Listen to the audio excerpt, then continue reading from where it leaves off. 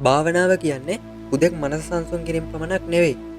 නූතන විද්‍යාවට අනුව නිවැරදි භාවනා ක්‍රම මගින් අපේ ශරීරයේ රසායනික ක්‍රියාකාරීත්වය පවා පාලනය කරන්නට පුළුවන්.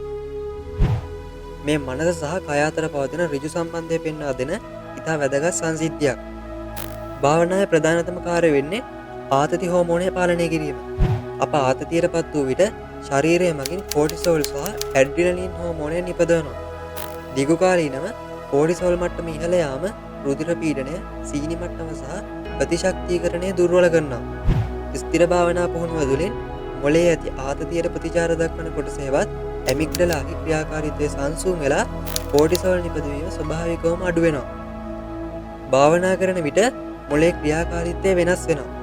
විද්‍යාත්මකව මේ මනු ලබන්නේ ඇල්ෆා සහ තීටා මොළයේ තරංග ලෙසයි.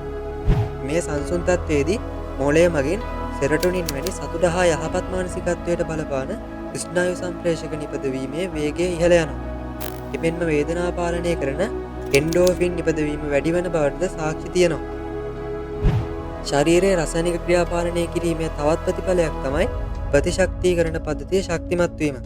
ආතතිය අඩු වූ විට ශරීරය සයිටෝකයින් වැනි දැවිල්ල ඇති කරන රසායනික නිපදවීම අඩු කරනවා.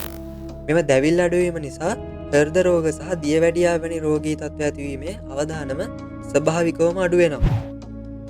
වඩාත්ම විශ්මයජනකම කරුණ නම් ඇතැම් පරීක්ෂණවලට අනුව දීර්ඝකාලීනව භාවනාව මගින් ජාන තාක්ෂණය පවා වෙනස් කළ හැකි බව සොයාගෙන තිබීමයි. මෙහිදී දැවිල්ල හෝ ආතතියට සම්බන්ධ ජාන ක්‍රියාකාරීත්වය අක්‍රිය කිරීමට සහ සෞඛ්‍යයට හිතකර ජාන ක්‍රියාකාරීත්වය සක්‍රිය කිරීමට හැකියාවක් තියෙනවා. ඉතින් භාවනාව කියන්නේ යථාර්ථයේදීම අපේ ශරීරයේ අභ්‍යන්තර රසායනික පරිසරය පිරිසිදු කිරීමට සහ සමබර කිරීමට ඇති බලවත්ම ස්වභාවික මෙවලමක් බව නූතන විද්‍යාවත් තහවුරු කරලා තියෙනවා. ඊළඟ වීඩියෝවෙන් නැවත හමු වන බලාපොරොත්තුවෙන් අදට අපි ඔබෙන් සමුගන්නවා. ඔබ සැමට සුබ දවසක්.